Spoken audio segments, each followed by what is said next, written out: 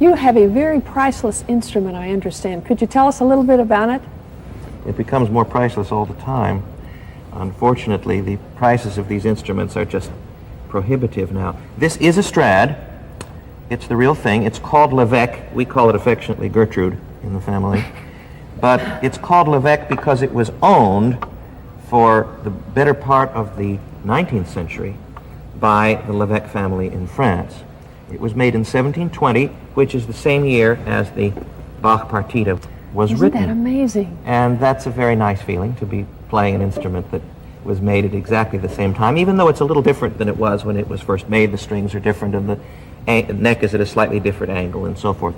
Jamie, I'm sure that the average layman would ask, why is a Strad so good? Why is a Stradivarius any better than any other violin? That's not as easy a question as you might think to answer. No.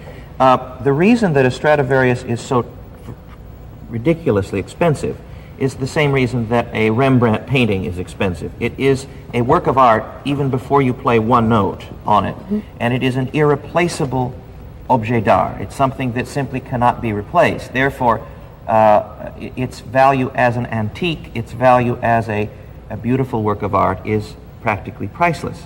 Now, the fact that so many great musicians play these old instruments bears testimony to the fact that they really do sound different. And why they sound different is the subject of infinite haggling and hassling between sort of two different worlds. There are the old luthiers or violin dealers who are people who take care of these instruments for us. And they're a dying breed. There are very few of them. There is a man in New York who normally takes care of this instrument, who is a very fine French craftsman. And he knows all about it. I can give it to him in the shop and say, here, what does this need? And he says, play it a little bit, and I play a note or two on it. And then he goes inside like a doctor with a little stethoscope, and he goes click, click to the sound post and things and gives it back to me. Now, try it. And you try it, and immediately it's much more brilliant.